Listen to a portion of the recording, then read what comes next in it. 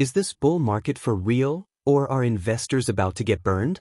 The Halftime Investment Committee dives into the heart of the current market rally, debating whether the optimism is justified or if storm clouds are gathering just out of sight. As well, we love both of their work. Welcome to the rally. I would say this, that from a longer term basis, I think they're right. I think, they both have different constituencies who they talk with in terms of their different firms and things like that. But I think it's par for the course right now, especially given the fact that many of their clients on the institutional side have missed this rally, quite frankly. And so they probably beginning to receive a lot of pressure to change that and be like everyone else. But at the end of the day, I think the bull market is very much alive, and it's par for the course to be raising after the market's already up. Okay. Jenny, you agree with that? Bull market is here and well? Because you've been kind of a doubter at times of that. Yeah, it's tough. So here and well, yes. And I think it hasn't been that tough for most. Okay. I'm saying, what's tough about it? Do you want my answer? What? Yeah, go ahead. Okay, so what's tough about it for me? I'm trying to figure out what's so tough about. What's tough about it for me is the following. What? It's tough to doubt. It's tough to be a doubter. Well, that's what I meant. That's what he meant. That's what I meant. But not really, because as we've established many times over, just because I'm skeptical of the bull market doesn't mean that I'm not fully invested. The market commentary is the market commentary, and then how I manage the portfolio is different. So when you say it's tough, and I'm like, is it? I'm enjoying making money just like everybody else in a bull market. But I know, but what prevents you from being a bigger believer at this point? Because how can you be a big believer when you see that estimated earnings growth is declining? There's massive uncertainty out there. The tariff situation isn't great, and there's still a lot of ambiguity. We know that supply chains are going to be messed up from that, but we don't know how. We don't know how inflation is going to be impacted yet. None of these things we know. And by the way, the market's still pricing in a 22 times multiple, which suggests clear sailing and perfection. So I think where we stand on the market right now is that it's pulled forward a lot of growth, and it's assuming a really wonderful scenario. So my apprehension on the bull market is that people are expecting more than they're going to get. And when people's expectations become misaligned with what really happens, they behave badly. So if you can sit in my shoes and say hey, great, we have a lovely gift of the market being up 6.5%, and I'm being realistic about what's going forward, maybe you behave well. But if you're sitting here thinking, hey, I deserve to make 20% a year because that's what I deserved the last couple of years and that's what a bull market means to me, then your expectations get messed up and then you start behaving badly. And that's when there's wealth destruction and problems ahead. So I'd rather, I've actually worked on an analogy, which I'll probably screw up because it's the first time I'm trying it. Well, if you worked on it, I hope you don't screw it up. Well, we'll try, because you know me, I don't really know sports. But I was thinking about it over the past couple weeks since we talked. Okay. And you know how you were giving me a hard time about being so negative on things and considering all the negatives. I think it's like a football coach who comes up with a great play, and they say if everything goes well, this play should work well. Right. But they don't then only look at all the things that should work well. They look at all the things with that play that could go wrong. And they say, if this goes wrong, we'll do this. If that goes wrong, we'll do that. That's how I am with the market. Yeah, but they still run the play. Sure. And if it doesn't work, it doesn't work. And guess what? A fully invested portfolio, which is what we have at Gilman Hill, is still running the play. But you consider all the things that could go wrong. And that's why I'm always kind of coming with a negative stance. Understand. So I guess the problem. But I can't get excited. I cannot get excited with net earnings growth, lack of clarity from tariffs, the Fed chair getting the daylights beaten out of him on a regular basis, interest rates that even if they cut the Fed funds rate, longer term rates might not go down, valuations that are kind of stretched. To me, nothing about that is exciting or compelling. Still fully invested because the smart thing to do is ride the market up. Makes sense. I think we all like my analogy. We all have different strategies on it. It was well thought. We all well worked on. I hope we didn't spend too much time working on it, but nonetheless, you delivered it well. Delivered it well. We all have different strategies on the desk. Maybe the frustration that you're expressing is that your particular strategy in the first half of the year didn't work. Doesn't Actually, mean this. It did. Well, okay, but go ahead. In the second half of the year, I think the question becomes. Joe just stepped in it. He doesn't fully realize no, it. Go ahead. Well, he did.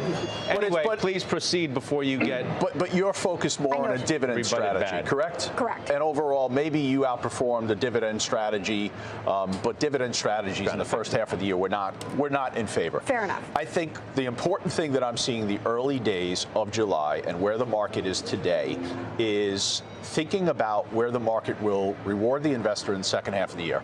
Because so far, the first couple of days of July have been somewhat frustrating. You're seeing it again today. the momentum names are selling off. The market is moving away from leaders. The market is gravitating more towards laggards. And the laggards are where the sentiment and the positioning doesn't really reflect the bullishness that we're talking about here at the beginning of the show. Healthcare higher today. Biotech higher today. I know myself personally, all I really have that's participating in that is McKesson, because that's been the one name that has the momentum and is trading to a 52-week high. So the market in the early days of the second half is seeing something. Maybe it's seeing what's going on in the bond market. I asked the producers back in New Jersey if they could show this chart. If you look month to date what a 10-year Treasury has done, we've seen about a 25 basis point spike in 5 trading days. That's a lot for the 10-year to move that quickly. You had overnight, you had Japanese bonds, you have German bonds, the long end backing up. So maybe the market's getting uncomfortable with the bond market once again. I don't know. But there is something in the early days that's kind of frustrating the investor who in the first half of the year was rewarded for being in the right place, because it doesn't feel like that today. Well, Scott, you said the market. It depends on why, like the Treasury Secretary would say, and I think he did say as much when he was on the network in the last handful of days. Maybe it was before the holiday, where they're not that concerned. Maybe the Treasury market is just reflecting the better growth that they're banking on from the bill getting passed, not a result of any bond market anxiety over the level of the deficit. Yeah. That would be their response, because I think it was. But it's not specific to the U.S. We're seeing a backup in yields around the world, and you're not seeing the type of growth that you're getting here in the United States in some of those areas where you're getting the backup in yields. So maybe Shannon Jenny's correct. I mean, earnings estimates have come down a lot, right? Q2 5.8% estimate. It was 10.2 on April 1st. Before the big board of the big numbers came out at the White House and scared everybody in the market. You do have fewer stocks hitting new highs outside of the S&P 500. That's being talked about today in some of the newspapers and some of the reporting. Lower quality names are the ones that have really ripped, like the meme stocks, the FOMO stocks. The ARK Innovation Fund hits a new 52-week high today. Plays into that story. What about that? What about that? Maybe people are too complacent to the risks that Jenny gave you on the list that she read off, despite the fact that we're at new highs and you have strategists raising their targets. I think that there's a fear of complacency, but I think the other thing to think about is that if you were looking for catalysts in the second half of the year, I think that there are clearly 2 that you can point to. One, a lot has been made of the big, beautiful bill and the impact on, personal taxes, no tax on tips.